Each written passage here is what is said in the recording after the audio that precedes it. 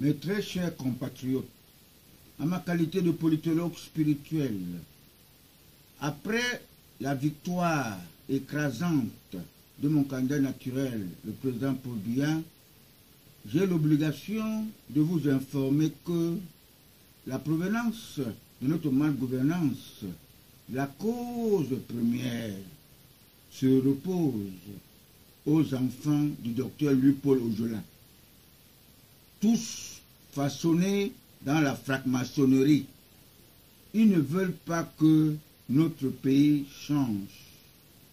Ils sont majoritairement sortis dans la prestigieuse école l'ENAM, École nationale de magistrature.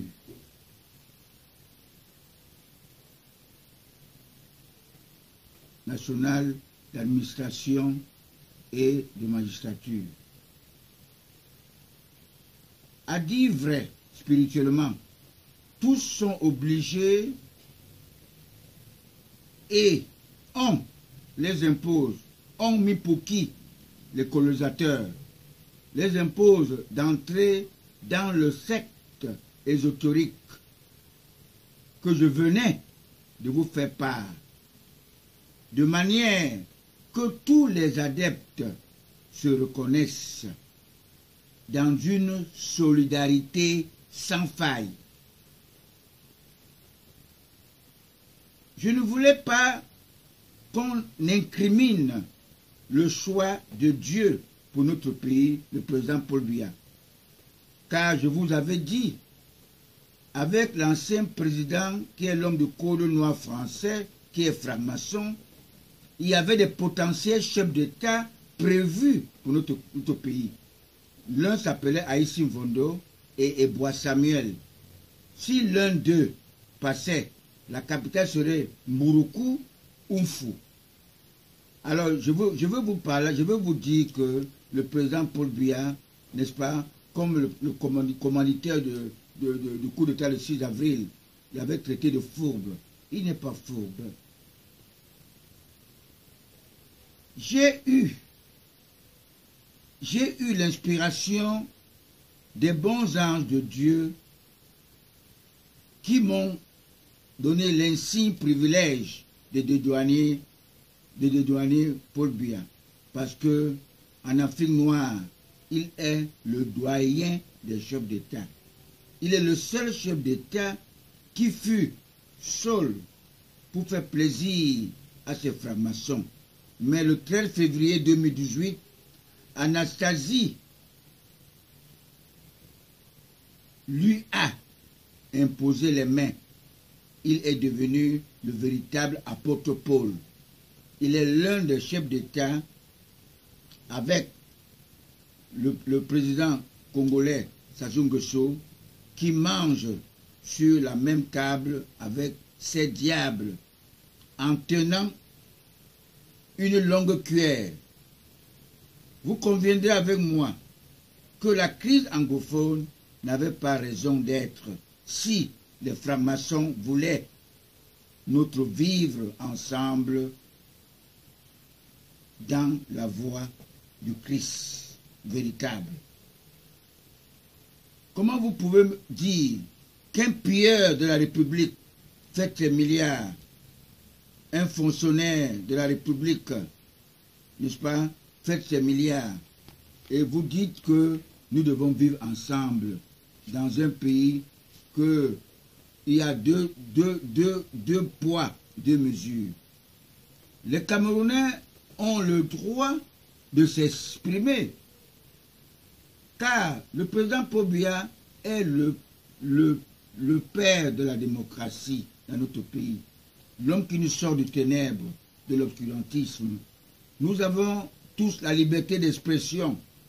Même les crapauds, même les sans-caleçons ont la parole dans notre pays, alors qu'à l'époque où le contexte était à environ 5-6 millions d'âmes, nous n'avons pas cette possibilité-là.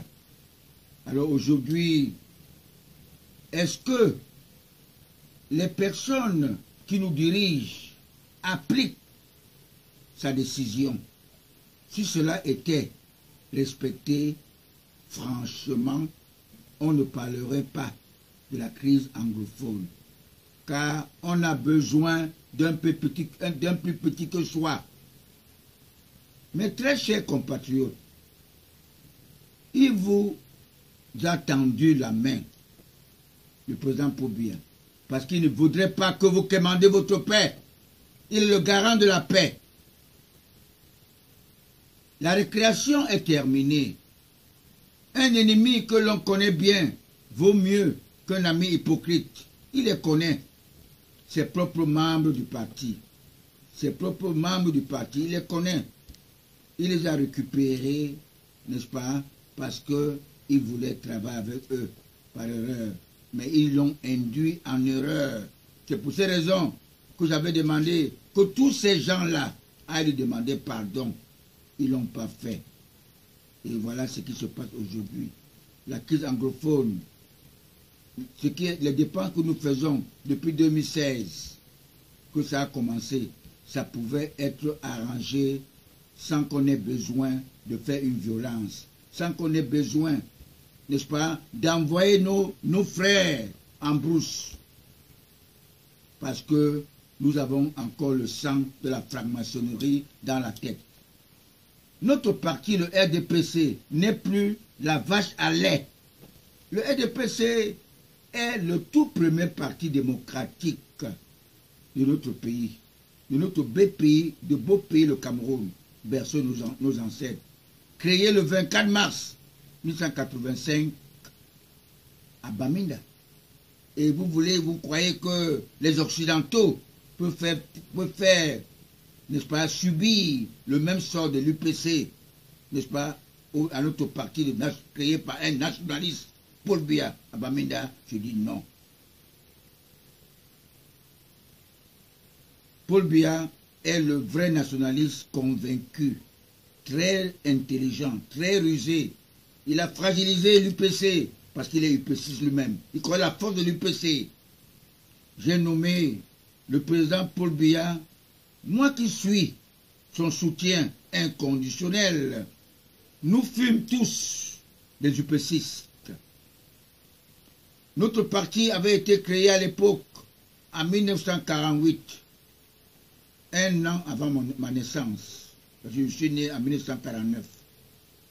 Et dissous en 1953 par les adeptes de la droite française,